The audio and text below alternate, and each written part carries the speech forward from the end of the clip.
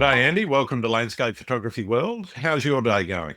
Yeah, not too bad, thanks, Grant. I've only been up an hour or so, but yeah, it's I'm doing okay. Thanks for having me on. Absolute pleasure. I've been awake for a few more hours than you, but I'll be going to bed after this, I hope. But, yeah. Anyway, let's talk about photography and what it is in your life. Why are you a photographer and why are you a landscape photographer? Okay. So my love of photography began about 20 years ago when my wife purchased a camera went on a weekend from New York. Just sort of going back before then, in the late 80s, when I was at college, I was in fact an artist. At the time, I was set to do a career in art and design, but being young and naive in those days, I'm not proud of it. I actually left art college before the course ended to go on a career in automotive manufacturing, and basically I went off at a different tangent in about the 88, 89. Fast forward to when my wife got the camera in about 2004, it kind of reignited my artistic spark. No. The photography thing came about purely at the time because I was quite obsessed with all things digital and gadgets, obviously working in an engineering environment. So it wasn't so much about the photography as such then, it was more about, I've got this gadget, this is amazing. Many of us were caught up in the digital boom of that time. Yeah. But then I obviously had this the talent that had gone dormant for 17 years, being an artist at school. So it kind of reignited my interest in photography. But I've always had a love of the great outdoors. I mean, I've travelled quite a bit. My dad was in the Royal Air Force. We lived all over the world, Cyprus, Northern Ireland, places like that. I was always out playing. There were no computers, no phones in those days. Sure. So I suppose I had a deep rooted connection with the great outdoors. And as you've probably seen, I do have an affinity with woodlands and trees. As a young boy, I used to love climbing trees, etc. And since about 2004, this journey of photography, which is just never ending. You don't stop at one point. We're always learning. I'm still loving it now. Obviously, I have a bit more time than I used to, working in full time for 30 years in manufacturing. So, yeah, that's it. That basically so far. All right. I just love the freedom. I love the exposure that the landscape can give you with nature. We're all caught up in a world of technology, so it's nice to escape that, isn't it? Yeah, absolutely. Absolutely. I'm interested. So you totally skipped film photography and didn't do any of that at all? Yeah, well, my experience with film photography is stopped with the sort of Kodak point and shoot camera that you used to buy just before Sure, you went sure. on holiday. Yep. But no darkroom experience. Yeah, no real connection with the film world in those days. It's purely really down to being self-taught with the digital side. Obviously we used computers at work, so we had a grounding in using computers, and we shouldn't take that for granted because some people now they struggle with the whole process of computers. Having done film, they you hear stories of people just quitting photography in those Sure. days. Yeah. So it's something we maybe take for granted, isn't it? Yeah, definitely, definitely. I mean, I did I didn't do a lot of self-developing because I didn't have the means or even space to do a darkroom of my own, but definitely did development and so forth at school. And yeah, it was just interesting to sort of hear that you skipped that whole Yeah. genre, given your age, and I don't want to say you're old. Well, I mean, I'm in the late 50s, Grant. Let's just leave it there. Yeah, well, I've got a few more years on you than that. Right. But I guess, yeah, it just sort of surprises me that you kind of skipped that part. I mean, yes, I did development via labs and so forth, but uh, to be honest, I've got to say I was never really happy with how some of that stuff came out. it was okay, but it was just never really as good as I would have liked it to have been. And part of that is because I didn't have control of the process. How much does having control of your processing play into your work? I think with digital, we have such an advantage in the fact that we, obviously at the time of capture, you can take hundreds of frames, and you can change a lot of it afterwards, which we don't want to go off that tangent with the contentious issue of AI, etc. But I like that whole idea of just the instantaneousness. Which when I first picked up a digital camera, it was a marvel. You shot this scene in front of you, and you got an instant result. It's no feedback It was on a the back marvel. of the bottom. The only thing I would say, I mean, I didn't come from film, as we've just discussed, is the endlessness of the scope for change with digital. You get a picture you're happy with, and now you can kind of just sit there for hours, and your vision of what it was like at the time can, if you're not careful, go down a rabbit hole into something else. And I do sit, yeah, I do sit and wonder sometimes the benefits of just having that, just getting it right first time in the in the film age, because it saves you a lot of time and probably a lot of unnecessary experimentation. In some respects, there are aspects of that world that I'd love to have brought back into the digital world. Yeah. If I'm honest, there's a lot of what was in the film world in the post-processing world of Photoshop or Affinity or any of the others. I've just recently ditched Photoshop for Affinity, and I might talk about the reasons for that a little bit later. Okay. Basically, they almost doubled the price of the subscription here for Photoshop. Yeah. And I just said, well, no, I just can't justify that. But anyway, I guess what I'm talking about is a lot of what you could do in the darkroom is now available in Lightroom or in Photoshop and the like. And being able to control that environment, whether it's the wet darkroom or the digital world, taking your image from a raw image through to something that's more resolved and developed, as opposed to just, oh, well, here's a raw, I got it right in camera. Yeah, and absolutely.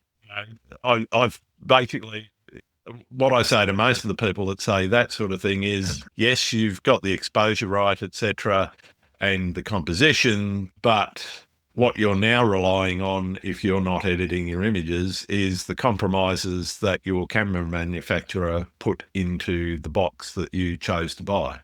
And if it's an entry level, there's a lot more compromises than if it's a pro level device, but those compromises are baked in, in some ways, in some way, shape or form. You might as well shoot in JPEG if you're not going to edit. And so from my mind, that control over the environment that you're editing in really makes the image in a lot of ways. Yeah, absolutely. I mean, talking about JPEG and RAW now. I mean, in the early years, everyone was told to shoot in RAW, which people do, professionals do, and it's still the benchmark. But if you've got the digital cameras now are that good, you could probably edit a JPEG afterwards now, and it'd still be quite good, wouldn't it? Yeah, and I think it's a combination of both the camera equipment itself, lenses and so forth, but also the editing tools, the suite of tools that are available now. And, even if you don't touch any of the AI tools in Lightroom or Photoshop, and you can still edit the hell out of a JPEG, you could never do back in the day, simply because neither of the tools really matched up to what you've done. Yeah, it definitely. I mean, I do it occasionally. I've started to just compare the RAW with the JPEG side to side, because what comes out of your brand of camera, whether it be a Sony or a Canon, the colours can vary so significantly. The RAWs almost look a bit glarish now, don't they? Yeah. Well, that's why I do tend to shoot JPEG and RAW concurrently in the camera now. Yeah, interesting. I'm keen on understanding your motivations and what makes you go and find a landscape. And then once you've found a landscape, what is it about that landscape that makes you say, okay, well, that's the shot that I want? Yeah, that's always a good question. I mean, for me, it's just to put things in perspective. I live in quite a rural area of Great Britain. Just for all the viewers, just for a bit of geography, I live on the edge of the Peak District National Park, No. which is the oldest national park in Great Britain, formed in 1951. I'm surrounded by predominantly wooded low-lying hills, rivers, a few valleys, and then it gets a bit more rugged as you go into the Peak District. I was always living in the countryside. I was never a city person. I always had this appreciation of what was on my doorstep. And as I said, in the early years, I was always out playing in the country. But now, obviously, the move up to the Peak District occurred about 20 years ago with work, because I wanted to be closer to these dramatic parks where where they're full of like the honeypot shots, which we see so many of now on the internet. But I think I've gone beyond that now, because although I've got a tick list of honeypot shots, for me the greatest discovery is finding something that is not being shot before, which is quite an impossible. It is quite a challenge in this day and age, isn't it? Absolutely. So when I go out now, I might have a brilliant sunrise, sunset, fantastic ethereal conditions. But if I discover a scene that's not far from home, that I don't believe has been shot, but comes out on a camera really well, I feel as though that's a win. So Yeah, nice. How do you find the story behind the photos in terms of importance versus the images you end up? For me, a lot of what I do is about the experience and being in a particular place at a particular time of day or a particular time of year or whatever it is. yeah, And I might not express that story in writing anywhere, or I might not tell anyone about it, but for me, when I look at the images, they bring back that story to me about, okay, well, that was that particular day where I was wherever I was doing whatever it was that I was doing. I'm interested in how that sort of plays into your own photography and how the journey to get to where you're going and finding those little gems that nobody has photographed, how that sort of plays into your work. yeah. I think that's a good intro to the question, Grant. I think the word experience, now we're hearing that as that's the main priority why we go out. Excellent. For me, when I first started, like a lot of people who first pick up a camera, we're obsessed about getting that image right first time as a souvenir to take home. And we do whatever we can. We'll get up, at 3 o'clock in the morning, we'll go out and brave the elements, and we forget that why we're actually doing it. I've been through that cycle, and now I'm at the point, as you've just said, where for me, going out, walking, getting exercise, breathing the air is my first priority. If I get the shot at the end, it's the bonus. But the other thing to add on to that is you hear it so many times: shoot local, get to know your own environment. It is so true, particularly with woodlands. You have to go on repeat visits to actually try and get that shot that you've been seeing in your mind's eye for quite some time. So, but don't forget that the thing we do it for is for our enjoyment, our well-being, our connection with the subject. Whether you're a portrait photographer and you just love taking pictures of people, or a sports photographer, the interest generates the motivation, doesn't it? And also but you mustn't forget the experience. I do it. I have to remind myself, why am I going out this morning? I may not get that shot, but so my kind of attitude has changed. Yeah. That is, Obviously, I won't lie. I do want to get that picture to hang on the wall, which is what I'm doing at the moment. I've started to print my own work. I've had a few exhibitions recently in my local county. So the prize for me is hanging that picture on the wall. It's just not getting a picture to show on social media. That doesn't stop there for me. Yeah. But never forget why you're doing it. Oh, there's plenty to dig into there. I want to talk a little bit about your experience in land and why that sort of plays a big part.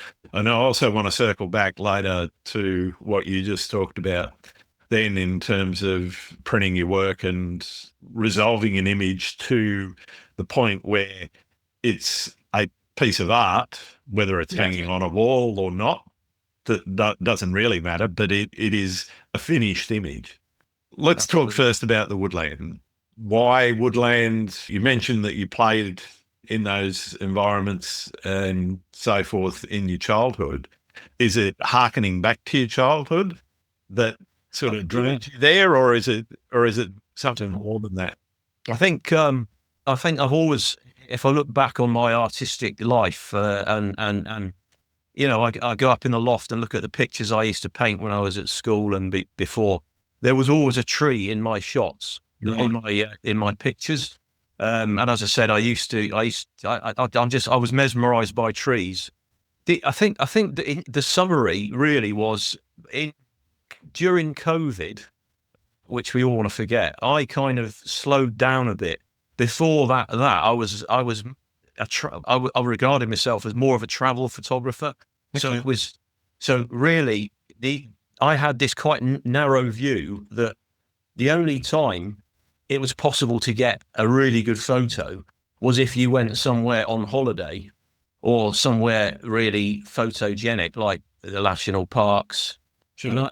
And over the years, obviously I started to wake up and see what was on my doorstep. And as I said earlier, we here are surrounded by so many beautiful parts of the country of woodland. That I kind of, during my walks, during lockdowns, I would spend hours and over days and weeks looking at all of the wooded pathways and trees. And I was heavily influenced at the time by, there was a proliferation of many photographers doing really good woodland stuff online. I mean, I could name so many people, to endless amounts of photographers out there. Neil Burnell, you may have seen his name. He's a fantastic woodland photographer. And I was influenced by, wow, look at the work he's doing. It made me want to just go out and do that. I think we all need a spark and an ignition of some kind, don't we?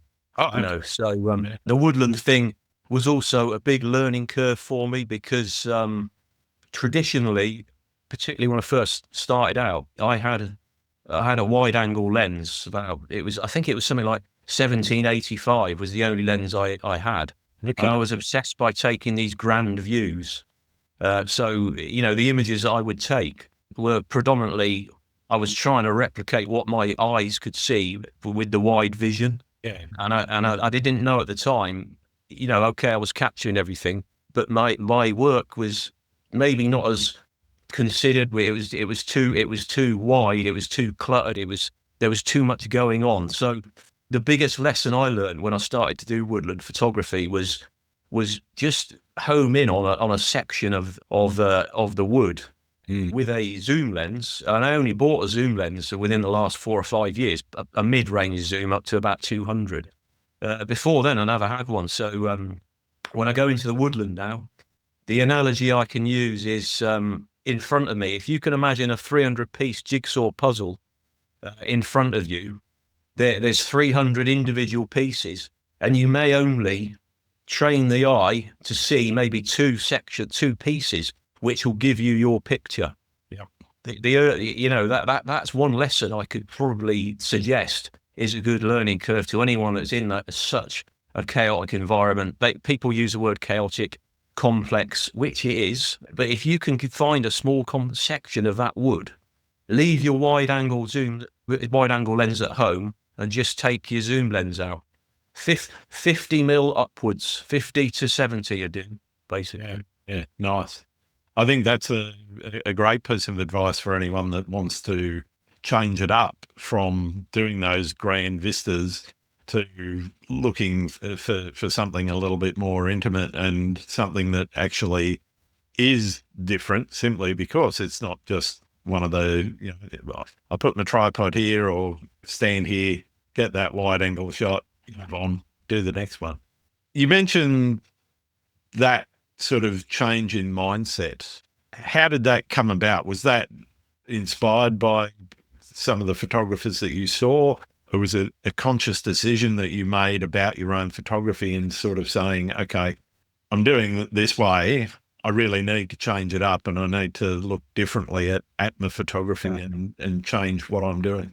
I think it was a bit of both, really. As I say, I'd had a love of the woodland before, but never really focused on it that much. I was seeing these inspiring photos online from various photographers, and I think I think that the COVID lockdowns gave me more time to sort of explore. Time has always been an issue. Sometimes before then, we only had the weekends to do our photography, year after year, or go on holiday. So it was. I would say it was a combination of those three things, but also in my mind's eye, whenever I used to go out in the woodland, I was seeing the scene like I would do if I was painting it. I could see these lovely evocative trees, varying textures, varying colours, and I thought, wow, this camera, they can capture that in one go, okay, with a bit of work. Whereas before, I'd be painting it; it would take me hours and days. Yeah.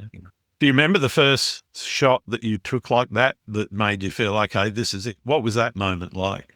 Well, it was pretty damn good, to be honest, because I think I remember it actually. In the winter of 2021, we had quite a good cold spell in the Peak District where we had some good snowfall, Nice. and I found this fantastic tree avenue close to home, where the previous summer I thought, well, it'd look good in winter. Let's give it a go. So I went up there with my wide angle. I didn't have the right lens then. Took this lovely shot of the trees in snow, trees running either side with different species on either, a lovely stone wall. And I thought, let's enter it into a competition. So I entered it into landscape photography competition at the time. And I won an award in it, actually. Nice. So it kind of was, that was the seal of approval for me, really, at the time.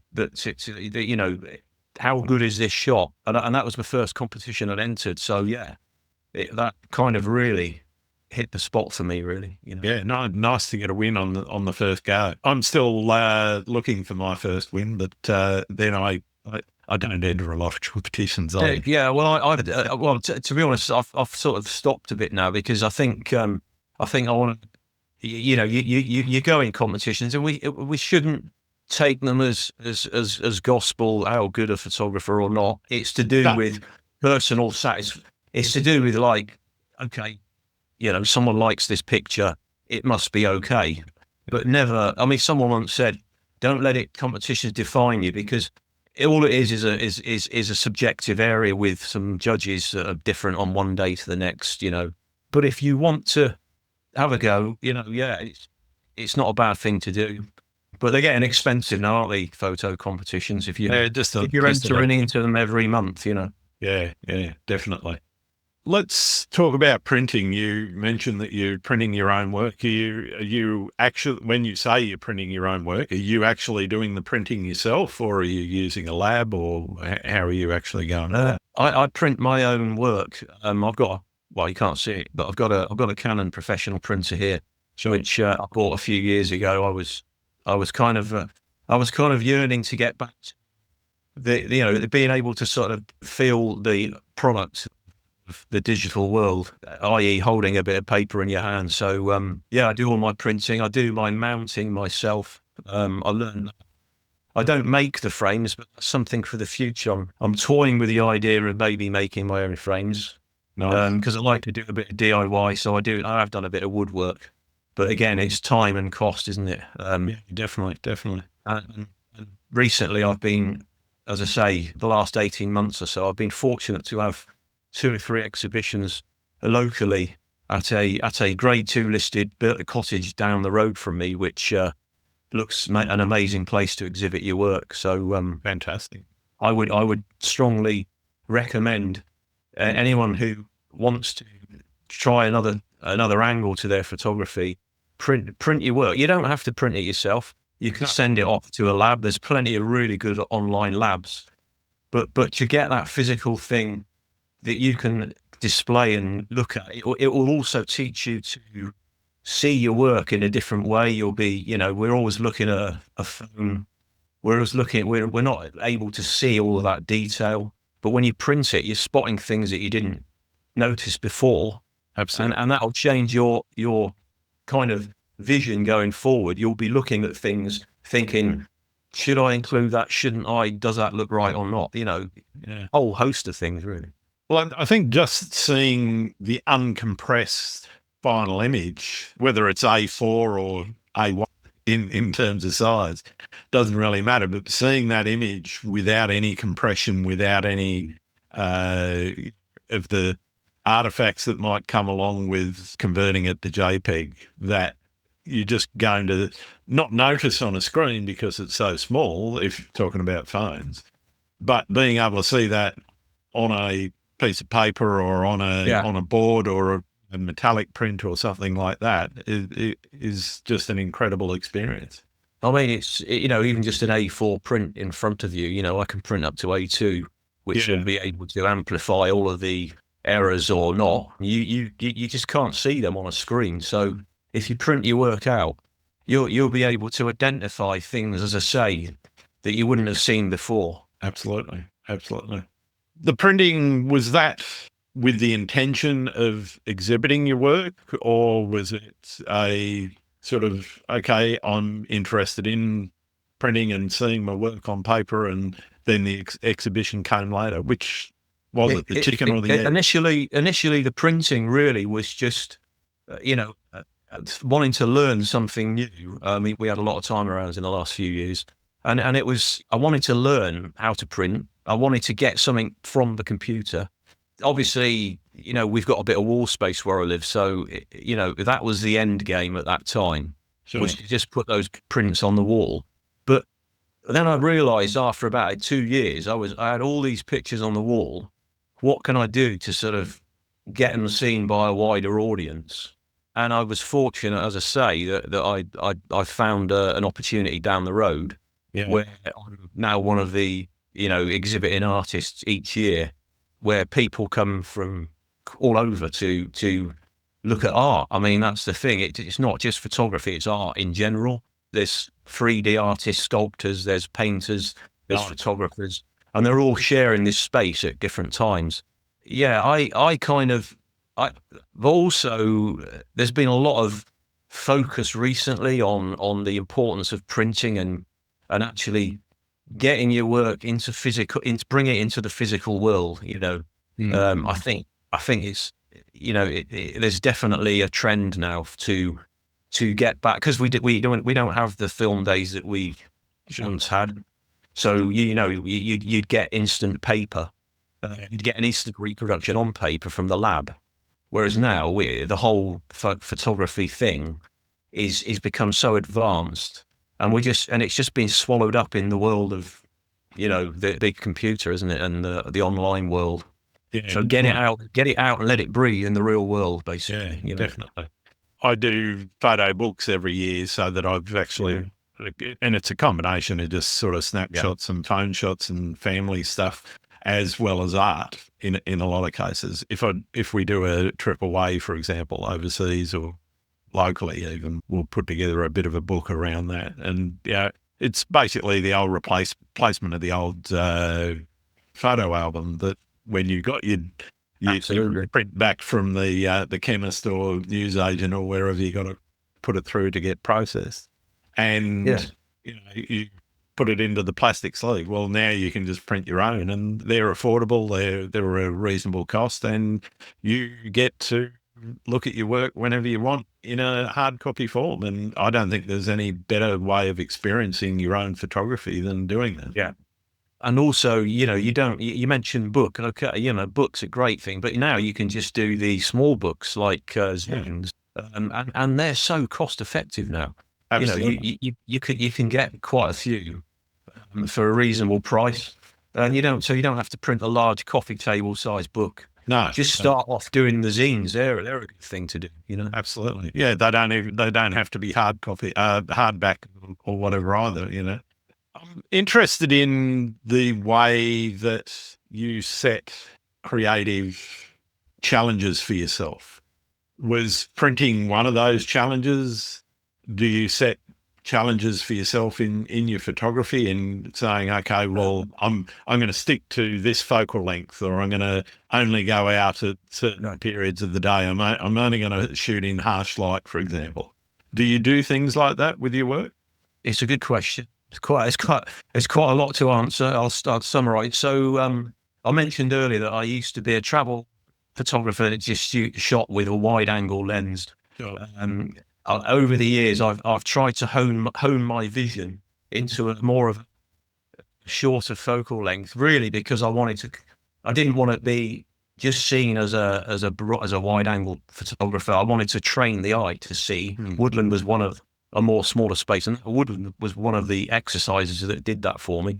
As regards setting challenges, I'm constantly trying to, in my mind, set myself little projects, whether it would be, say, okay, so this month I'm going to go out because it's winter and I'm going to do some snow photography. Obviously minimalist works well in snow because the landscape's transformed. Winter's one of my favourite times of the year, incidentally, which is good now because you don't have to get up so early in the morning. Black and white is another thing that I kind of like doing occasionally. Not to go off at a tangent, the other thing is that I was born colorblind. So I have got better over the years. I've trained the eye to be able to identify color. That's probably, I actually see better in tone than I do in color. So I can identify the highlights, the lowlights, the shadows, and the bits in between. Probably should do a bit more black and white, actually. I don't take color that seriously. For me, I've had a difficult relationship with color, particularly at the art college. That didn't serve me very well. Probably one of the reasons why I didn't pursue it, because I wasn't sure that I was actually up to it, at the time.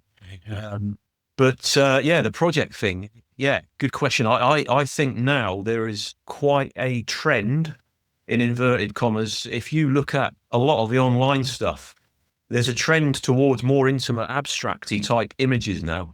Oh, absolutely. You see so many fantastic pictures now of what are called the hidden world, where it's not obvious to the eye. You'll be seeing like pebble for instance, a pebble in a stream of water, a leaf on its own. You're seeing this whole minute world condensed into a 1 foot area, and people are creating some fantastic art. So one of my projects, particularly in the last 2 years, is I'm trying to train my eye towards that, doing more of that sort of work, because I think not only is it rewarding in, as much as you're trying to identify something that's not obvious, you obviously stand on a mountain, you can see that hill and that building. You've almost got to have invisible vision and some kind of ability to bring that into the asking questions. What is that you photographed? If that's asking questions and it's appealing, then I think you've done your job, haven't you, really? So I'm trying to do more of that, basically. Yeah, interesting. And what about when you're looking to go out? Are you a planner? Do you just do it ad hoc? Is it incidental because you're going on a walk and it's just something that you do while you're walking? How do you approach it?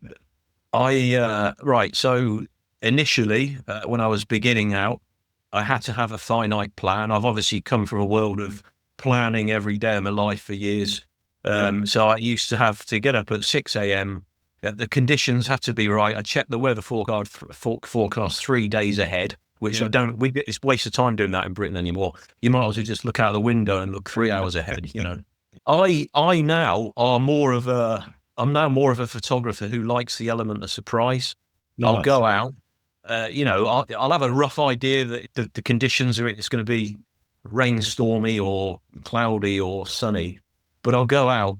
Predominantly, most of the time is in the morning. I'm not a big sunset photographer anymore. Maybe I think probably because I just like the morning sort of conditions.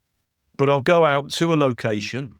If I know that location, I'll be familiar with it, and I'll try and see if I can get a different twist on an image that I haven't done before. Yeah. But quite often, there's to sort of give you an idea. So over a week, if I'm going out 3 days of that week, what I try to do now is I'll go to one place where I know that I'm likely to get a shot from experience.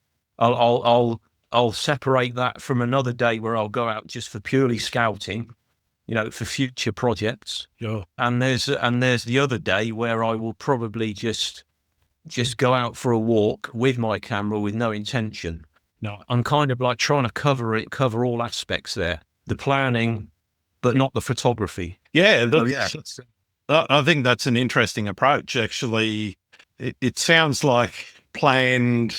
What's the word I'm looking for? Sort of planned incidental photography. Yeah, planned spontaneity. Spontaneity. Yeah. Yeah. So I you read so much about the experience first.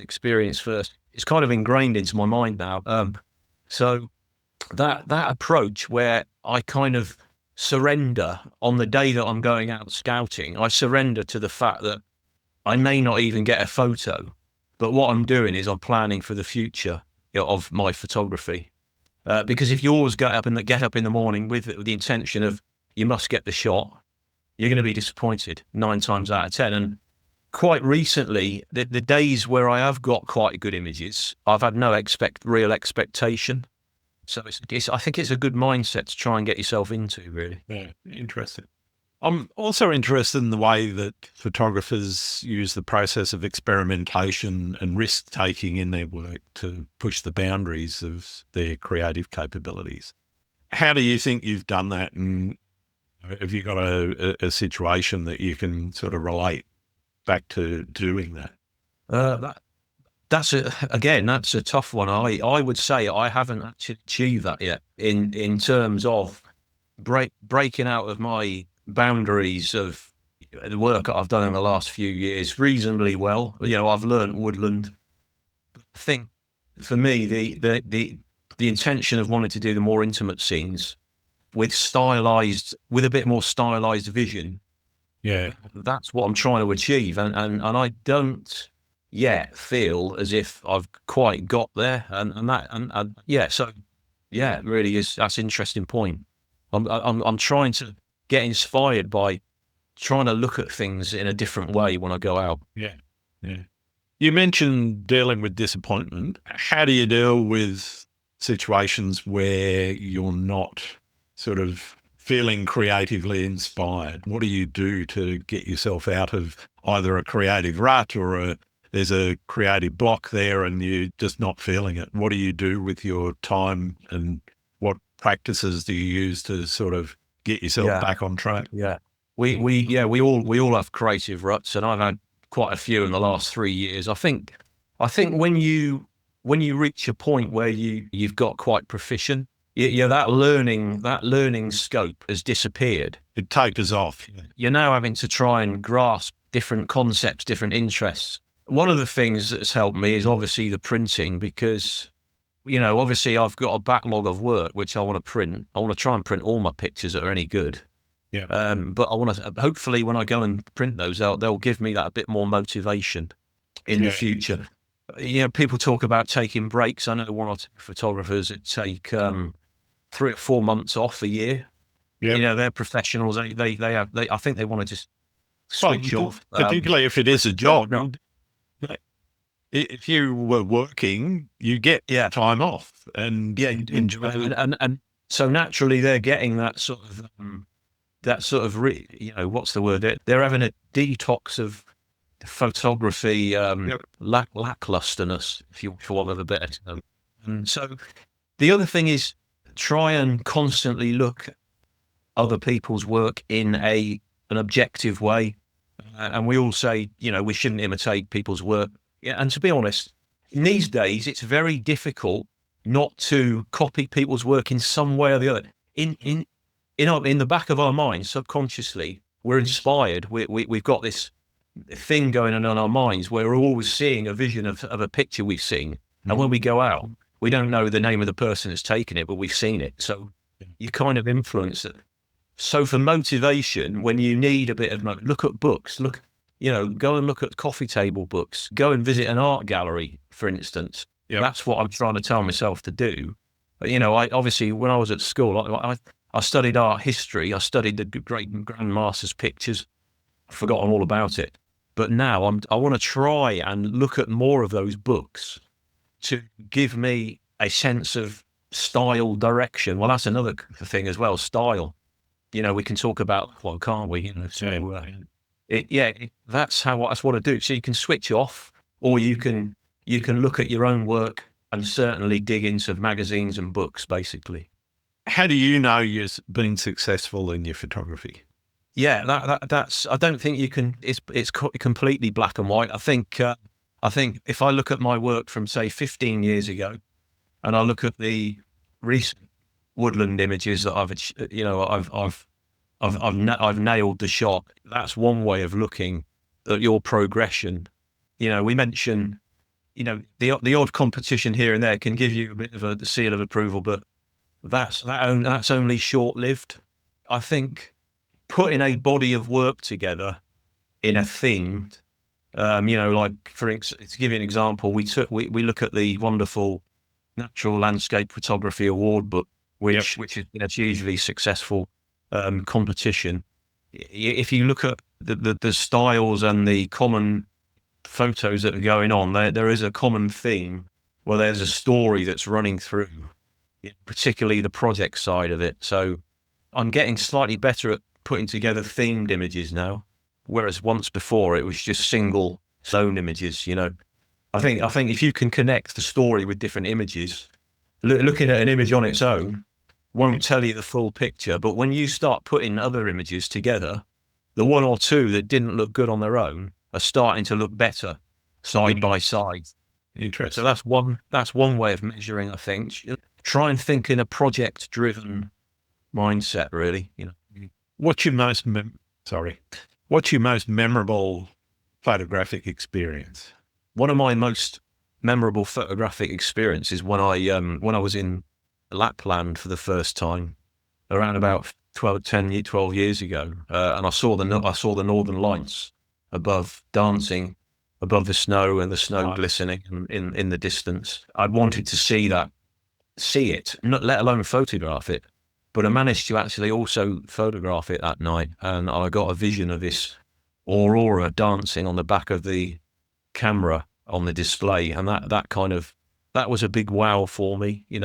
I've had experiences in extreme cold conditions where I've been huddling behind a wall in a blizzard, trying to take the snow moving horizontally across the landscape.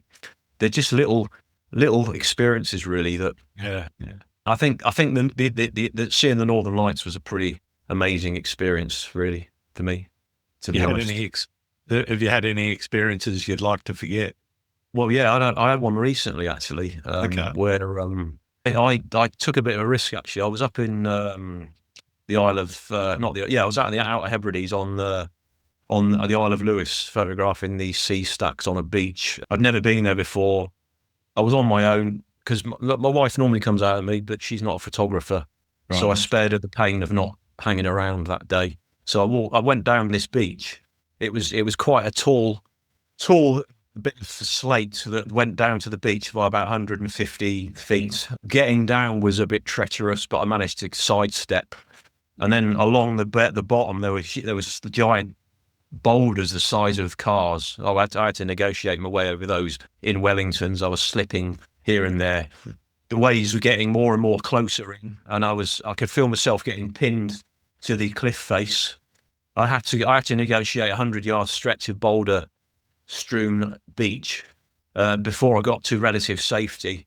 That was a bit treacherous, but then the worst of it was to come. I hadn't done my homework on how to get back up from where I came, but I didn't want to go back on myself because I wanted to explore the beach. But the time came where I had to negotiate this. It was almost like it was part eroded cliff face with shingle and pebbles, and then it went into a slippery landslide about 3/4 of the way up. Now I only had my wellies on. I had a camera back full of camera equipment, and I got halfway and I got stuck, and I was no one around. I thought, oh my god, I could feel myself sliding back, and I had to take the camera bag off, dump it in front of me. I mean, I'm used to rock climbing to a degree. You know, we scramble around here. There's a lot of hills around in the Peak District, and I got to a point where I was hanging on with my nails digging into the pebbles, into the sand, and I could feel myself moving back. And there was only a couple of places I could dig my Wellington boot in to sort of secure my balance, and I made it just about before I could feel myself slipping, and it wouldn't have been a pleasant fall back down. So, and I got to the top, sat down on a rock, and my heart was beating for 2.5 minutes before it stopped, basically. So, Wow. yeah, that wasn't a very good bit of planning. I'm sorry to laugh, but I certainly resonates with me. I've been in a few sketchy spots like that.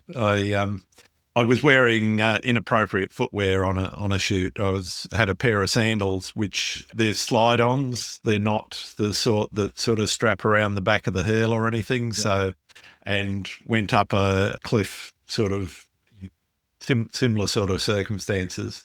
And it was a bit sketchy, and it was after dark as well, so it would have been very. I think they need to invent footwear for every bit of rock. Absolutely. You know, there never seems to be the right footwear to grip the right piece. That was largely me wearing. Yeah, so that was a bit hairy, to say the least. You know, what's your favourite landscape to shoot in? Have you got a favourite spot that just keeps calling you back? And I don't want the exact tree. No, it's fine. Obviously, yeah. I mean, two contrasts. Iceland. I've been there 7 times. I absolutely love the place. I feel as I've just touched the surface. We go there every couple of years, I suppose. Iceland in winter is magical for me because, obviously being immersed in the woodland environment, it's such a chaotic scene. For me, when I go somewhere like that, it's almost the opposite end of the scale, where it's completely simplified, minimalistic looking type landscape with obviously the amazing geology, and obviously you've got the bonus of seeing the northern lights. I was obsessed by one of the things I love about the photography is capturing light, whether it be in the wood, through the trees in the wood, or some feature in the landscape of Iceland or Scotland. I would say winter landscapes. I wouldn't say there's a specific landscape that I particular GPS reference I go to. Yeah. I would say the environment of somewhere like Iceland or my local woodland that I get to know quite well is something I love. I'm trying to branch out a bit more in other genres like street photography or architectural. I kind of like doing that when I get the chance. When I go to London, I'll get the iPhone out. You know, you don't need a big camera in London now because the iPhones are that good.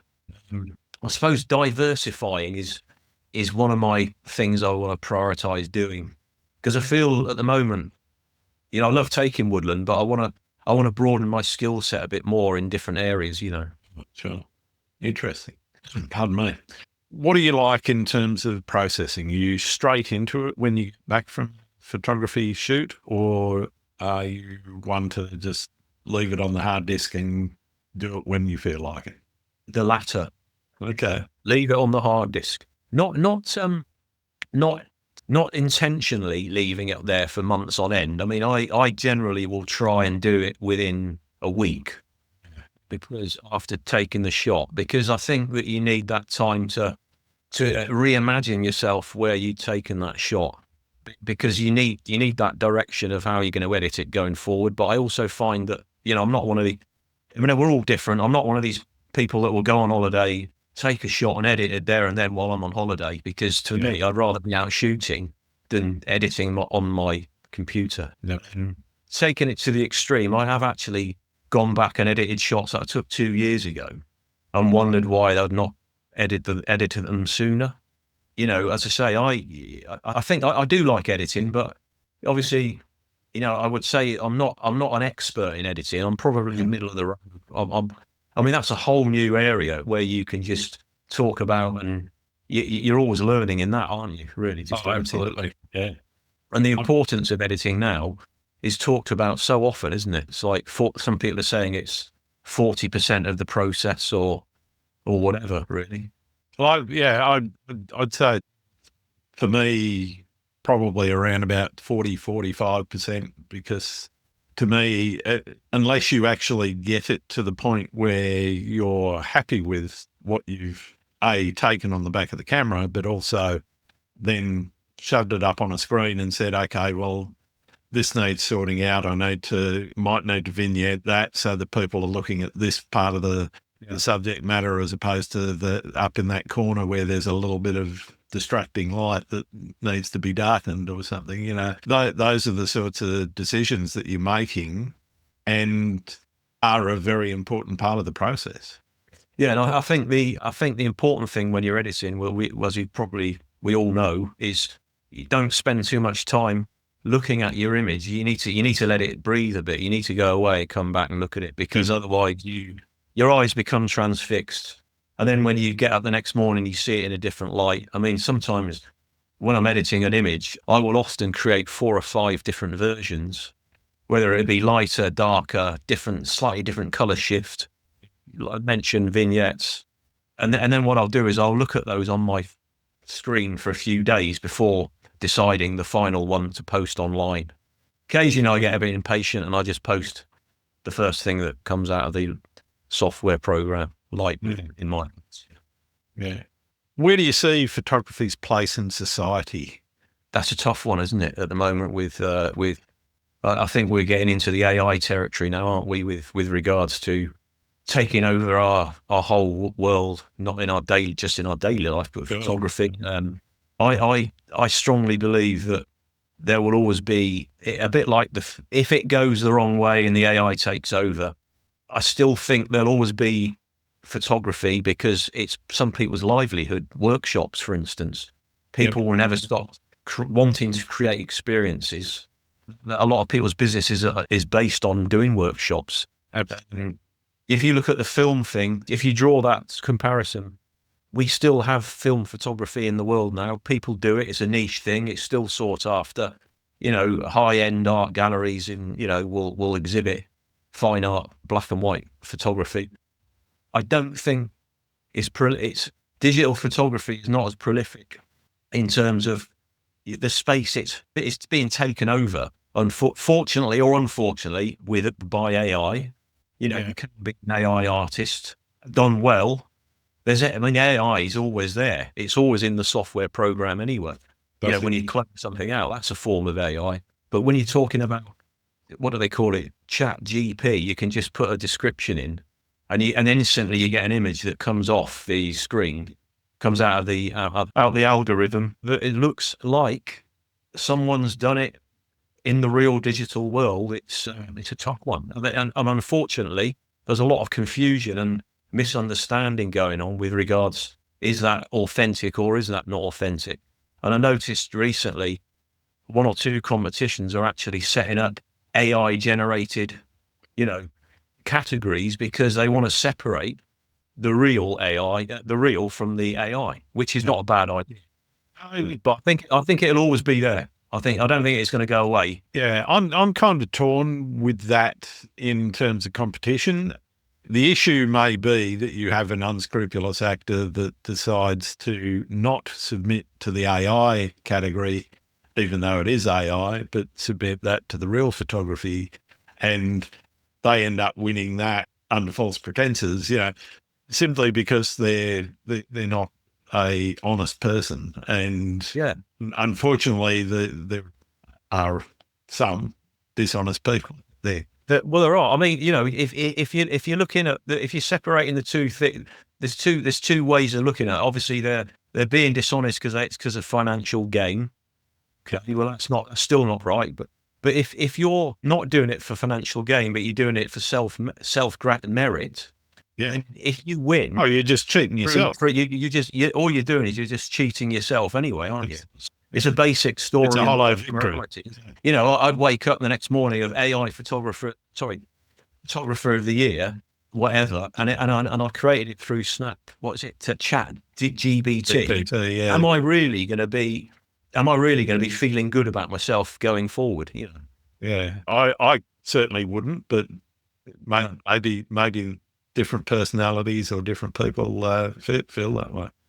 Do you see photography growing and continuing to?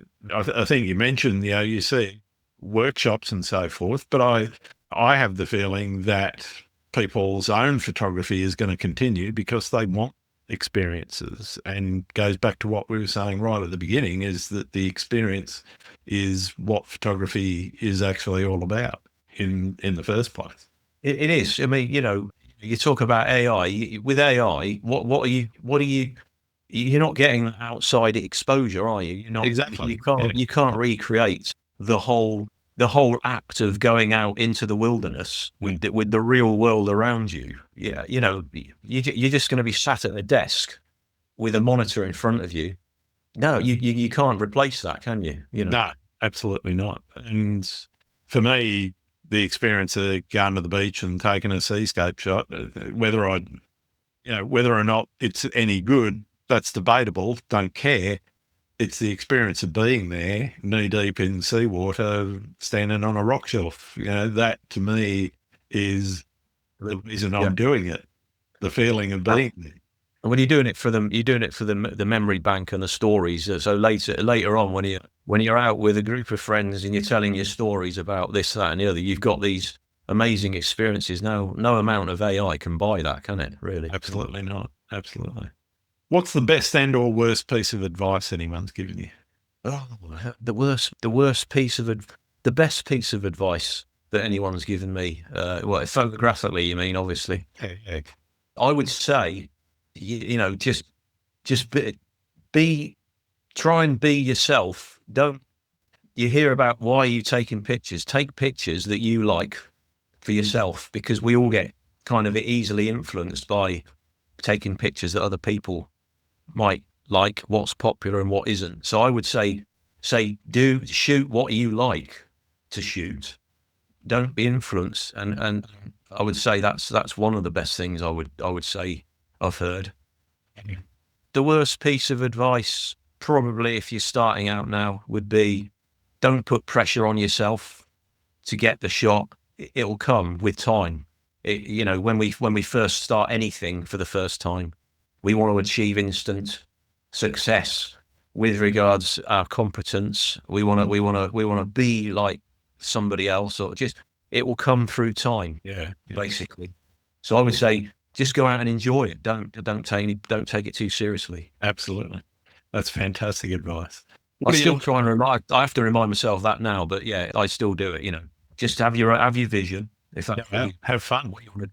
That's the thing. It is meant to be a fun pastime. It's not meant to be deadly serious. I know if you're a professional, it can be deadly serious because it is your livelihood. But to be honest, if you're doing landscape photography for the fun of it, then it should be fun. If it's not fun, stop doing it.